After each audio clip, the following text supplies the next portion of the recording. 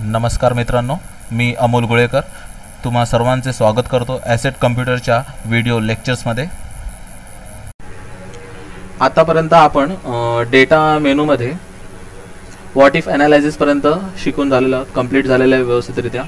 पुढचे टॉपिक बघाल तर ग्रुप, अनग्रुप, सब टोटल हे आपण ह्या लेसनमध्ये क्लिअर करणार आहोत। सर्वात आधी इथे ग्रुप दिसते आहे। ग्रुप शिकण्यात एक गोष्ट क्लिअर होतो, हा मगासारखाच टेबल आहे आपला, अटेंडन्स आहे। पण मगाशी आपण 15 तारखेपर्यंत अटेंडन्स मिळाली, आता ती पूर्ण scroll bar, horizontal scroll bar scroll केला तर तुम्हाला 30 एप्रिल पर्यंत अटेंडन्स दिसणार आहे।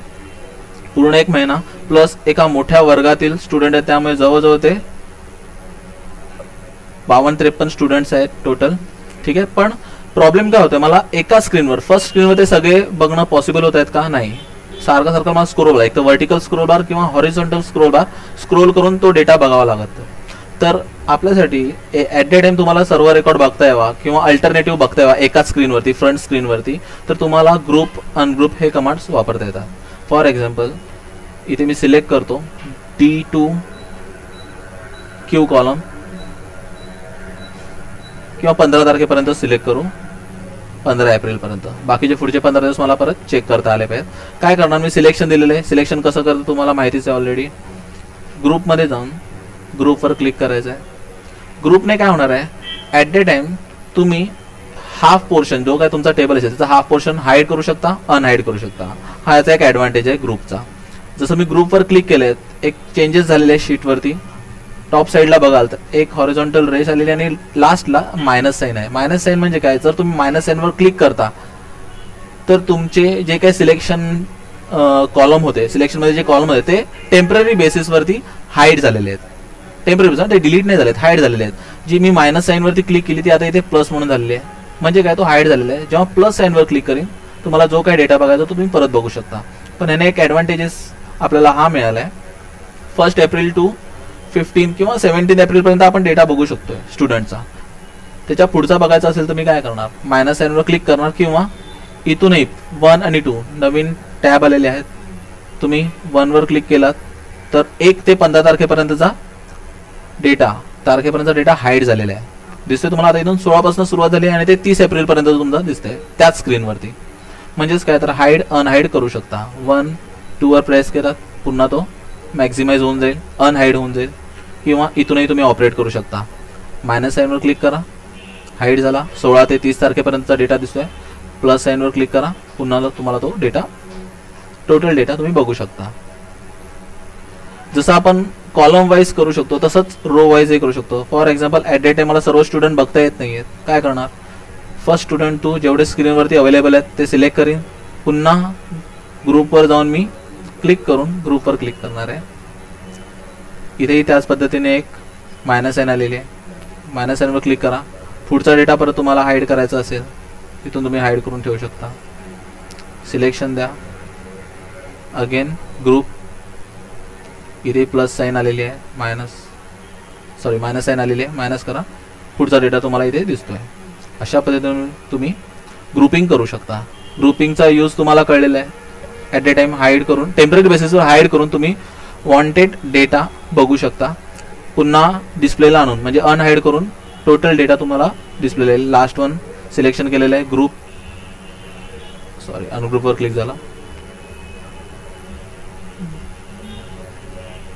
एक सेकंड, 4 सिलेक्ट झालेला आहे।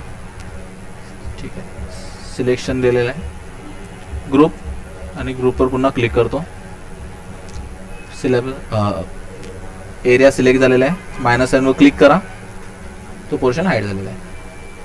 प्लस साइनवर क्लिक करून तुम्ही तो डेटा बघू शकता ॲट द टाइम। कळले इथपर्यंत? ग्रुप कसं करायचं, ग्रुपच्या थ्रू तुम्ही टोटल डेटा डिस्प्लेला आणू शकता, टेम्पररी बेसिसवर हाईड, अनहाईड करू शकता। आता ग्रुपिंग केलेलं आहे, आता अनग्रुप करणं पण गरजेचं आहे। समजा तुम्हाला नॉर्मल टेबल परत हवा तसा आहे बघा, डिस्प्लेला आणायचा असेल तर काय करू शकता, टेबलवरती सिलेक्शन द्या, कुठे एका ठिकाणी तुम्ही सिलेक्शन ठेवा, अनग्रुपवर जा, क्लिक करा। तुम्हाला ऑप्शन येत आहेत 2 विजार्ड थ्रू, एक तर रो वाईज किंवा कॉलम वाईज, कारण की कॉलम वाईजही आपण केलेलं आहे, रो वाईजही केलेलं आहे। ठीक आहे, पण आता सिलेक्शन तुमचं कुठे आहे, फॉर एक्झाम्पल जर मी रो वाईज करत असेल तर सिलेक्शन माझं 11th रोवर आणि 11th रो ही कुठच्या ग्रुपमध्ये येते 7 पासून ते 24 पर्यंत, म्हणजे तीच रो हाईट क्लिअर होऊन जाईल. ओके केला, ठीक आहे.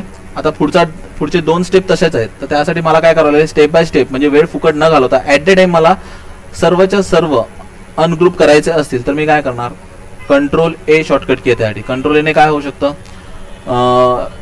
तो सिलेक्ट ऑल आपण म्हणतो ना, पण आता इथे तुम्ही सिलेक्ट ऑल म्हणजे काय, तर बाकीचे सेल सिलेक्ट झालेत का, नाही झालेत.